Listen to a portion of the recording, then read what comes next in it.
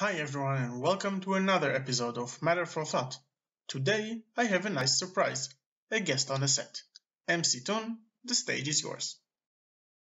As promised in the previous episode, today we see how to present everything on a coordinate system in a simple and efficient way.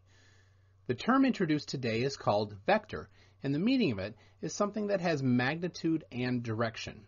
The best way to deal with vectors is to separate them into the elements that compose them on a coordinate system. In one dimension, it's simple, because the meaning is positive means forward, negative means backwards. When moving to a two-dimensional plane and a three-dimensional space, it becomes a little more complicated. As mentioned in the previous episode, points in space are represented by their values on the axes, and vectors are represented by the exact same principles. The only difference is that when representing point by a vector, the direction matters. For example, I want to use the point 4, 3 as previous episode, and the point 3, negative 4, which is very similar but not quite. The magnitude is the same in both cases, but the direction is different. Vectors can be added, subtracted, and multiplied by a number. Confusing? Well, let's put this on the board. For example, we'll use the vector 3, 4. This vector has a magnitude of 5, and its direction is that way. Now we can place a new coordinate system located at the tip of this vector and another vector at that point. Let's take this vector with values negative 12, negative 5. This vector has a magnitude of 13, and its direction is that way. This gives a new location, negative 9, negative 1, in relation to the initial coordinate system. This is what vectors looks like. Similarly, vectors can be multiplied by a scalar number in order to stretch, compress, or reverse a vector.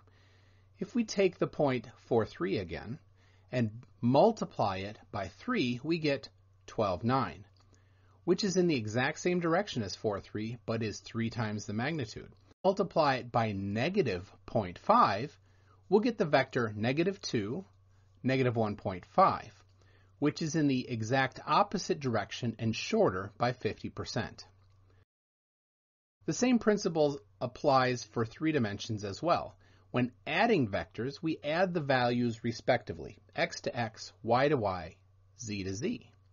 When multiplying by a scalar, every value is multiplied by the same scalar. Finally, you can multiply vectors by each other. It has some physical meaning, depending on the type of multiplication, but that's a topic for another video. In the next episode, we'll start talking about motion and be introduced to a composite physical unit that emerges when dividing length by time. Thank you very much, MCToon. And that's for today, friends. You're all more than welcome to go to MCToon's channel and subscribe. He's a great content creator. A link to his channel is in the description. Before I wrap things up, I want to thank my patrons. Their names are running currently on the screen. Feel free to like and share, and subscribe if you haven't done so already. I was, as always, rndthinker, and see you in the next video.